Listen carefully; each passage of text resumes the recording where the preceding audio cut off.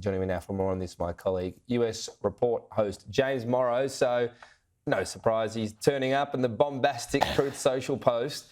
Nonetheless, makes for fascinating television at the time the Republican debate will be going on, which he doesn't really want a part of anyway. So, in other words, it all feels very Donald Trump at the moment. Well, look, it all feels very Donald Trump. It all feels very get Trump at the moment. I mean, there's a certain level in which you can look at this Georgia prosecution and just see that this is part of an absurd attempt. And you do not have to like Donald Trump to see that this is a problem, but as part of an attempt to just simply nobble this guy from ever running for or being president again, being done by prosecutors, being done by, Democrats, by the Justice Department, and all of this. I mean, just some of the theatrics around this I find extraordinary. A $200,000 bond as if the man is somehow a flight risk. This is a man who would be known in every single village, in every single rainforest anywhere in the world. There's no way he's ever going on the lam. But the thing that this is all a great distraction from, Tom, is, the very real problems that the Biden family has.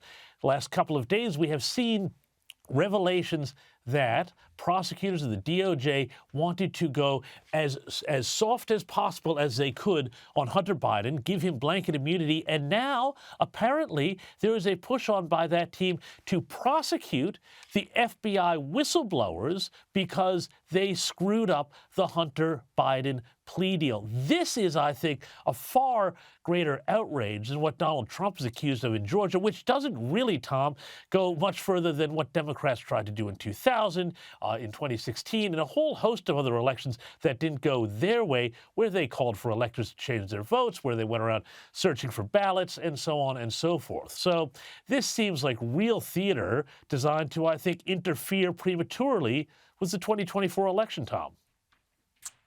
There's the most serious allegation amongst all these different elements, I suppose, is supposedly trying to fabricate the actual electors themselves within the college system. The proof of that would be the key. I guess the background that I find fascinating to this is you're talking about Georgia, Brian Kemp, a Republican governor who was once upon a time a backer of Trump, who has been angry at him since the 2020 election because of what he says were false claims about a rigged election, which Donald Trump still talks about now.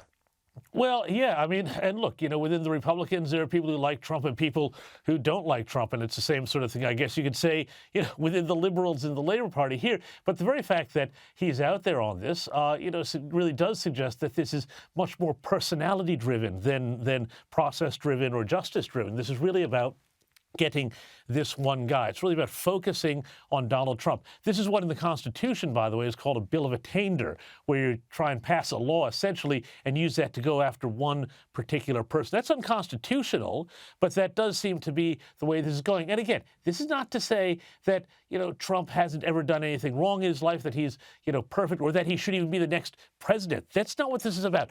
This is about, I think, really, Tom, the abuse of the American legal system by ambitious DAs looking to get a scalp and looking to pre-interfere with the next election and deny people their choice on that because they're so scared of Trump coming back. I just think that it's really not the way America should be functioning. So I think what's happening in Georgia right now is very sad. You talk about the charges in that indictment. Some of them were just for, tweeting things that they didn't like. There's a lot of stuff that's worrisome to me about the First Amendment, political speech, political activity, and stuff that looks an awful lot like what Democrats have done in the past. But now, because Trump is involved, they're trying to make it illegal.